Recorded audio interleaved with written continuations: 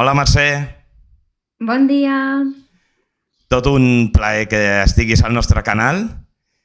Suposo que tothom que està mirant aquest vídeo ja et coneix, però si hi ha alguna despistada, com et presentaries, Mercè? Bueno, soc la Mercè Montner i soc la Juna del Pot Petit. Això ja, amb aquesta presentació, ja queda Hi ha tot molta gent que aclarit, eh? ja sabria qui soc. Sí. Ens hem trobat avui per parlar una mica de la llengua de signes catalana, que reconeixeran a la Juna com la intèrpret d'aquesta llengua, entre altres coses que fas dins del Pot Petit i allò vergonyós, que ara en parlarem, però com vas començar a interessar-te per la llengua de signes catalana i què et va motivar a convertir-te en que fos la teva professió? O Mira, part és d'ella? que tot va ser com molt... el que els hi passa a la majoria dels artistes, que volem anar a l'Institut del Teatre i volem estudiar teatre, cant, musical i tot això, i els pares et diuen això no és una feina de profit, no és una feina de futur, i acabes anant a la universitat, i així vaig acabar jo, anant a la universitat a fer filosofia. Però allà el primer que vaig fer va ser apuntar-me a fer teatre i, curiosament, vaig trobar un crèdit de lliure elecció de llengua de signes, que eren 40 hores, i m'hi vaig apuntar. I em va fascinar.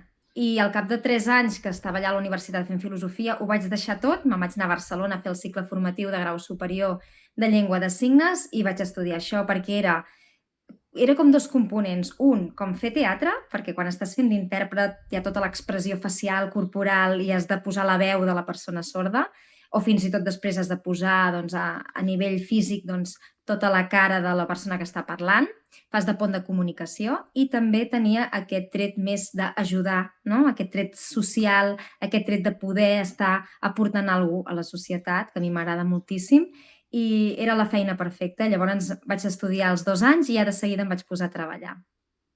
Perquè la llengua de signes catalana, dins del desenvolupament educatiu i social dels nens sords, quin paper juga? Quina importància té?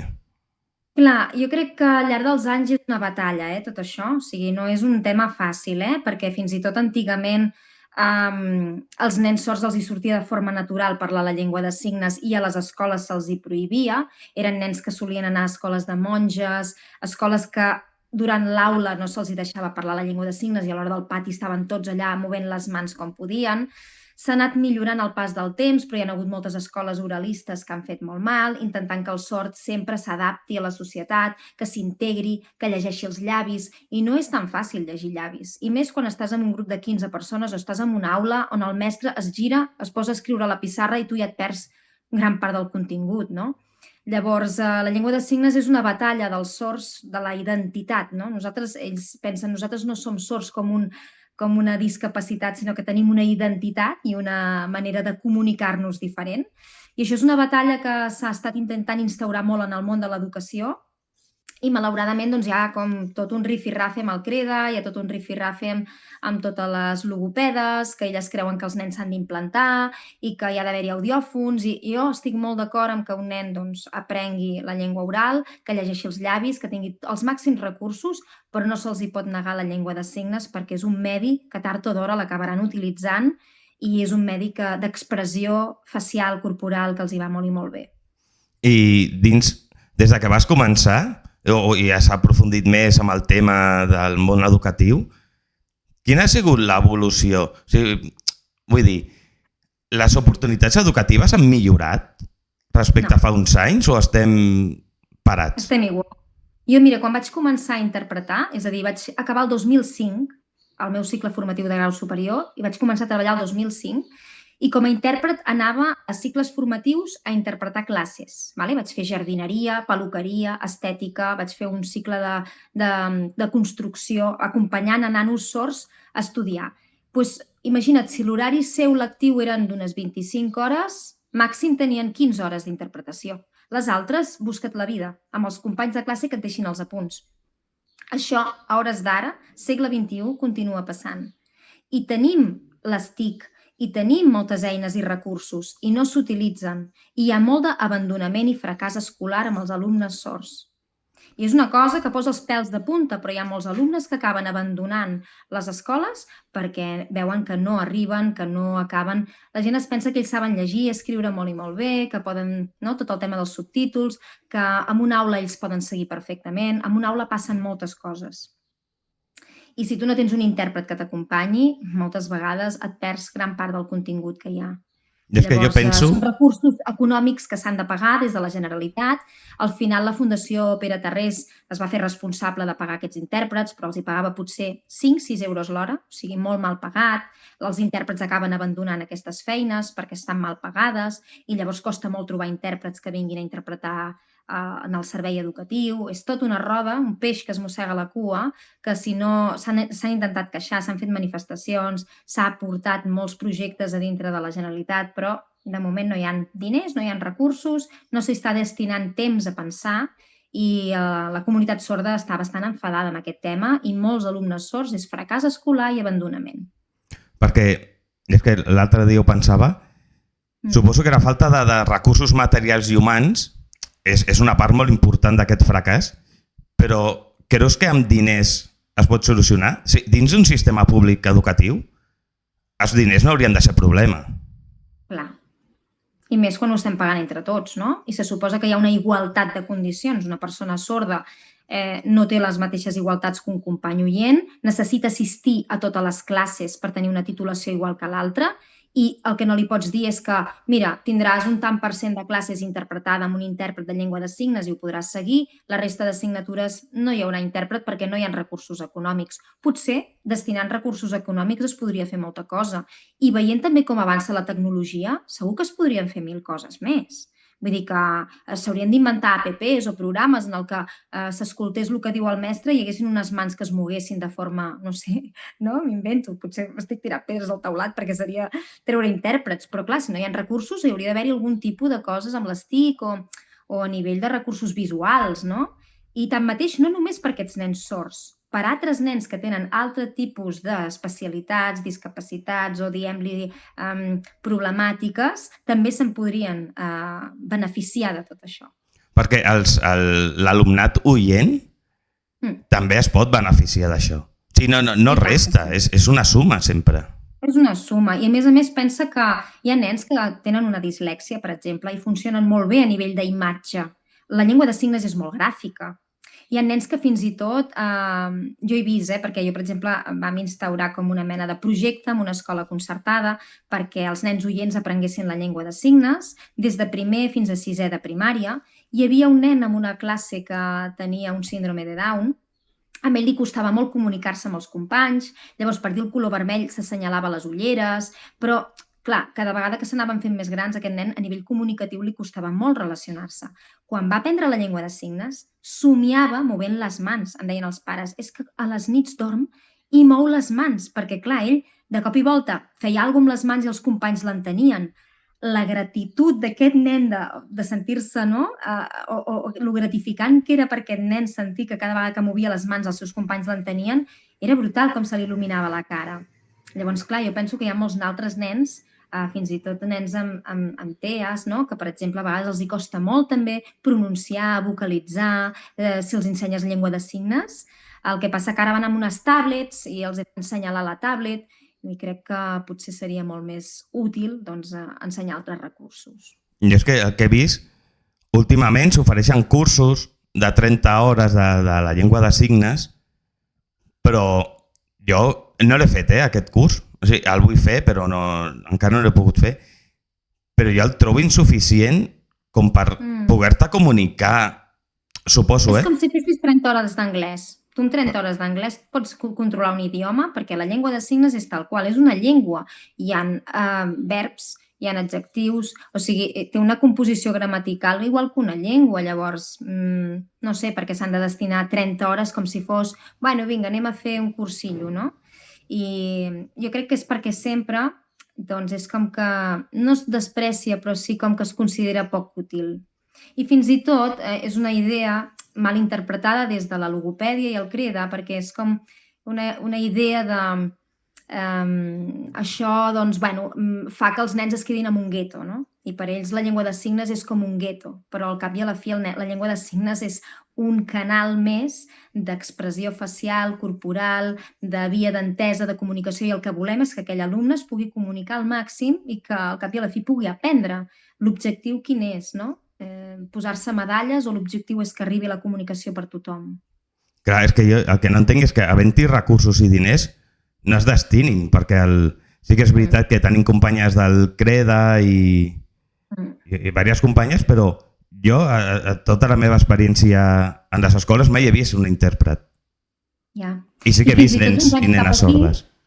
Sí, d'uns anys cap aquí fins i tot s'ha intentat parlar molt amb les famílies perquè posin l'implant coclear, perquè posin audiòfons, però un nen amb un implant coclear, en el moment en què l'implant li desenxufes, queda incomunicat igualment. Si aquest nen té un problema amb l'implant, que ha tingut una operació, queda incomunicat. Quan es va banyar a la piscina, queda incomunicat. Vull dir que ha de tenir més recursos. Està molt bé l'implant, està molt bé que llegeixin els llavis. Quan tens una persona amb bigot i barba, a vegades és molt dificultós. No tothom vocalitza bé a l'hora de parlar. Llavors tu has d'anar al banc, tu has de poder anar a molts llocs. Sé que per ells l'intèrpret és com que la persona és poc independent, però per un sord l'intèrpret és màxima independència, perquè l'intèrpret és algú que ve, t'acompanya en aquell moment, fa un servei i se'n va. I allò queda entre tu i ell i tens un codi odontològic, vull dir que tu no pots estar explicant res del que està passant en aquell servei, per tant, és la llibertat de poder anar a un lloc i obtenir la informació més directa, perquè si no aquesta gent sorda acaba anant amb els pares, amb els germans, el psicòleg, el metge, i potser tu no vols que t'acompanyi el psicòleg, la teva mare, perquè t'interpreti, perquè tu tens unes necessitats d'explicar d'algú de la teva parella i vols la màxima discreció, i un intèrpret et dona això. Et dona aquesta llibertat de poder anar, algú que t'interpreta i després adeu i tot allò queda allà i ja està. Perquè quant de temps triga un nen o nena a aprendre a comunicar-se bé amb la llengua de signes? Si se li ensenya des de molt bebè, hi ha bebès que aprenen des del principi. És més, a Estats Units s'aplica del 0 a l'1 any i fins i tot fins als 2 anys de vida, s'aplica molt la llengua de signes perquè els bebès encara no saben dir aigua o saben dir tinc set o tinc gana, i si tu a un bebè de 0 a 1 any li ensenyes que vol aigua o li ensenyes que té set o que té gana, li fas el signe, aquest bebè també hi fa així i ja t'està dient que vol aigua, perquè potser encara no té madurativament tota la part fonètica per poder dir aigua, no? I en canvi et fa un gest i de seguida ho entens que té set i que vol aigua. Llavors s'està utilitzant molt amb nadons i amb bebès. Als Estats Units s'utilitza molt, hi ha mètodes que... No? I és que trobo que no només és per la gent oient, no? Sinó per tots, per als sords, pels oients, pels nens que tenen algun tipus de necessitat especial. És que jo crec que s'hauria d'ensenyar a tothom. Sí, jo em sumo amb tu a la reivindicació a que el departament es posi les piles, perquè és només qüestió de diners. Com moltes coses a la vida, és qüestió de diners, perquè intèrprets hi ha per a aquest alumnat, i si és diners, és que es soluciona així. Sí. Jo recordo quan estudiava, el 2003-2004, que ens deien els és molt més fàcil posar una rampa per persones paralítiques, perquè d'allà se n'aprofitaran també els cotxets, les cadires de rodes, se n'aprofitarà també les dones que van amb un carrito de la compra, etc., que no pas posar un intèrpret de llengua de signes. Però tantes coses que s'han fet mal fetes, no? Perquè fins i tot als Jocs Olímpics a Barcelona, que es van posar rampes per la gent, l'accessibilitat, i després et trobaves unes escales, no? Vull dir que hi ha moltes coses que es fan a mitges, moltes coses que no es fa una inclusió de veritat. Jo me'n recordo ben de viatge a Japó i veure a totes les teles, tots els programes i els realities amb un intèrpret de llengua de signes interpretant allà de forma immediata tot el que s'estava fent. I aquí, en Prou Feines, en tenim algun que fa alguna cosa en el Telenotícies, no? Vull dir que falten encara molta obertura de ment o falta molta consciència d'intentar posar quants més recursos millor. I abans de començar a parlar de la teva vessant artística, que et coneixem molt i a totes les cases has aparegut a la tele, tu treballes com a terapeuta, oi? Sí, des de fa 17 anys. Que passa que ho he posat fa molt poquet a les xarxes, però fa 17 anys que tinc una consulta i gràcies a Déu em funciona molt bé. De dilluns a divendres és el que treballo i a més tinc gent de tot el món. No sé com corre la veu, perquè tinc gent des dels Estats Units, gent arreu d'Europa, a vegades tinc que fer la consulta en francès o en anglès, però sí que és una cosa que fa molts anys que la tinc, sí. I ara, parlant una miqueta de teva vessant artística, com integres la llengua de signes als espectacles del Pot Petit? Com és el procés? És complicat. És complicat perquè tinc dilemes, jo.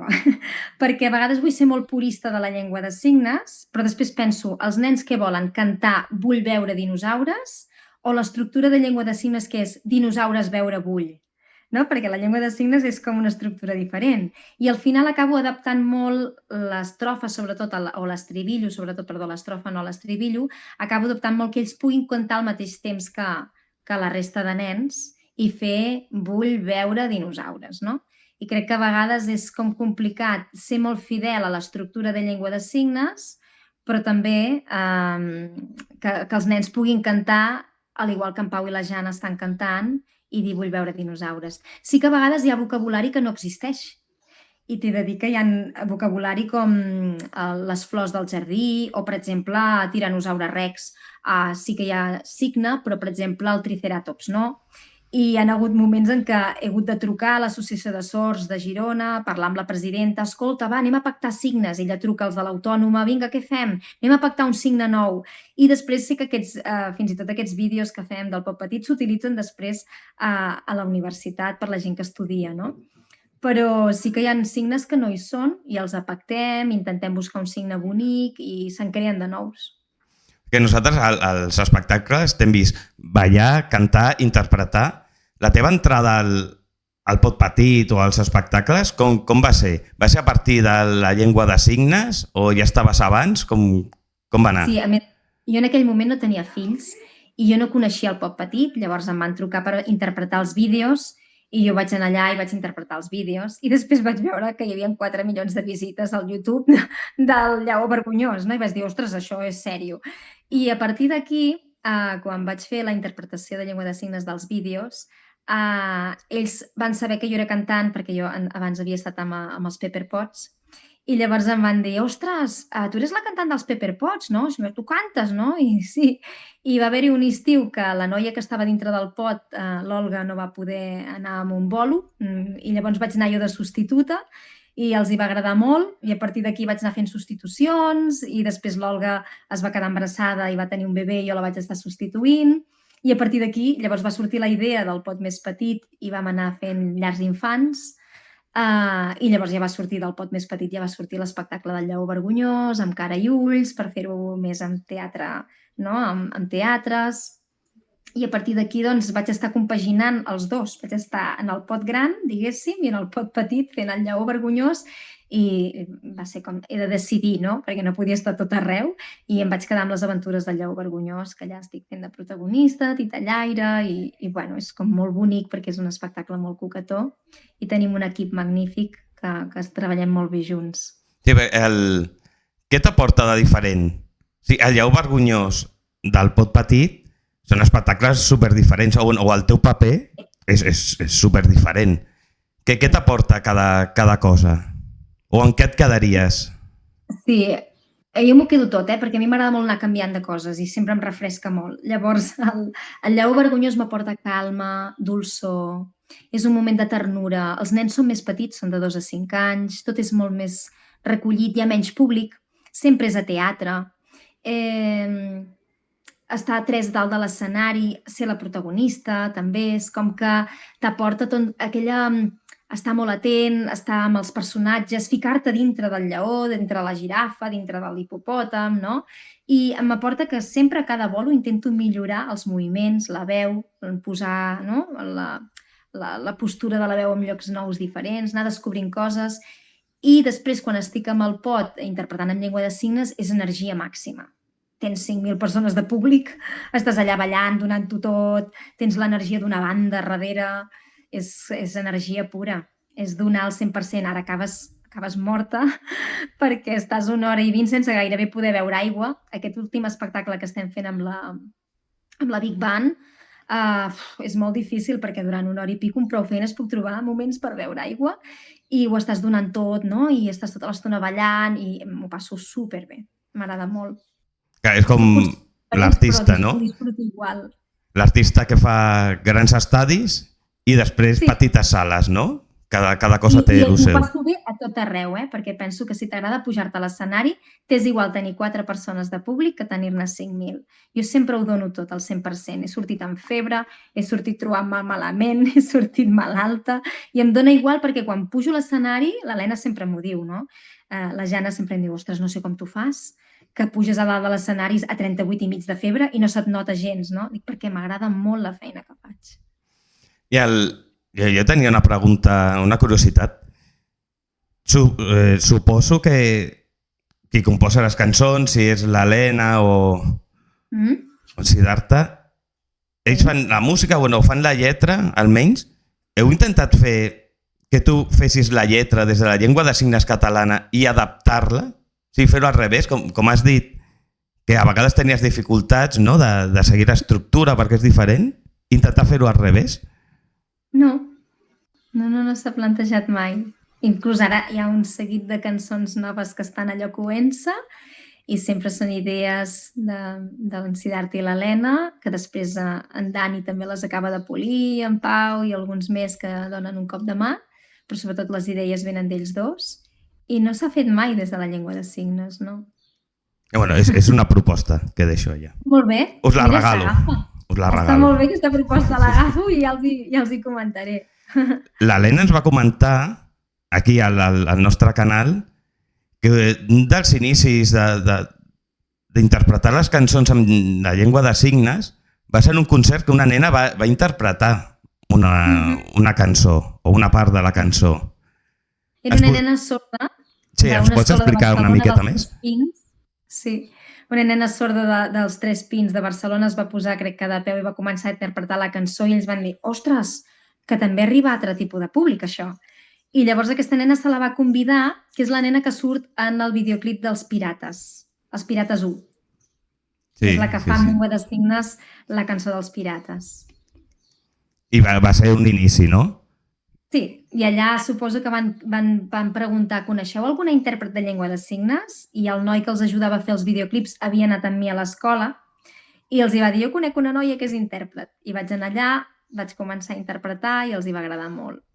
I durant els concerts i els espectacles tens alguna anècdota relacionada amb la llengua de signes, algun nen que s'hagi aixecat, o que hagis vist a dir, ostres, ho interpreta superbé, o alguna aventura? A vegades no és tant els nens, sinó els pares i els avis que els acompanyen, que són sords, perquè a vegades molts nens són oients i tenen pares sords o avis sords i els veus plorar i a mi això m'emociona moltíssim. Veure un avi que t'està mirant, que està plorant, que pot fer el lleó tigres i cavalls i cantar amb el seu net un espectacle sencer i que pugui anar entenent les cançons i pugui anar cantant amb el seu fill, o mares i pares sords que van amb els seus fills que són oients i poden seguir tot el concert, les converses, poden seguir les cançons. A mi això m'emociona tant, em posa la pell de gallina, i més ara que també anem amb en bucle, que els hi posen aquests, tenen com una mena d'armilles vibratòries o cinturons vibratoris i poden notar encara molt més la música. Jo se'm posa la pell de gallina només de veure les famílies emocionades, em tiren petons, gràcies, els veig plorant, a vegades baixo i m'abracen i ja només amb això ja per mi és com molt gratificant la feina. Veure que una família ha pogut gaudir d'un concert tots junts i que el nen l'ha gaudit però els pares també han estat seguint-ho tot, és que és fantàstic. I plans de futur, Mercè, a nivell d'espectacles, què tenim? Què ens pots avançar? Ho he escoltat, que ara teniu cançons noves del Pot Petit, on s'estan, suposo que coent. Hi ha aquesta gira d'estiu que ara anirem a Cap Roig, anirem també al Summerfest de Puigcerdà, a Tarragona també anirem a un altre festival i estem amb la Big Band. Després tota aquesta gira d'estiu s'acaba i suposo que hi haurà cosetes noves que s'estan coent. I nosaltres, les aventures del Lleó Vergonyós, seguim. Nosaltres de moment tenim un calendari bastant ple d'aquí a desembre, de cosetes d'escolars i també de caps de setmana a llocs diferents de Catalunya. I jo crec que a l'octubre vindran coses noves, espectacle nou i podreu gaudir de cançons noves. I l'acollida a Madrid? Va anar bé? Va anar, no? Que curiós, que curiós.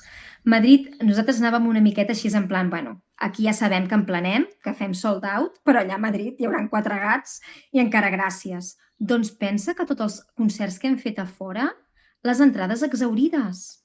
Clar, no sabem la quantitat de catalans que viuen a Madrid, però fins i tot persones d'allà mateix, que a l'acabar l'espectacle nosaltres sempre ens assentem a l'escenari amb el lleó, per si els nens es volen fer una foto i es volen acostar a tocar el lleó, y todas las familias, qué bonito, qué precioso, qué espectáculo más bonito que hemos visto, qué cosa más linda con el músico que lo toca todo y vosotros y todo tan precioso. La gent, tothom felicitant. I fins i tot famílies, os conocemos porque veraneamos en Cataluña, ens diuen, venimos a Cataluña a veranear y hemos visto el Pop Petit porque nuestros amigos lo siguen. Y claro, ya no sabemos la canción en catalana. I els hi sorprèn que nosaltres cantem al final la cançó en castellà i ells se la saben en català, no? Inclús la gent de Madrid, però molt bona acollida. La gent ens rep molt bé, la gent compra el disc en castellà, la gent molt agraïda, tots els nens es volen fer la foto amb el lleó, és molt bonic. Genial. Una resposta molt bonica, sí.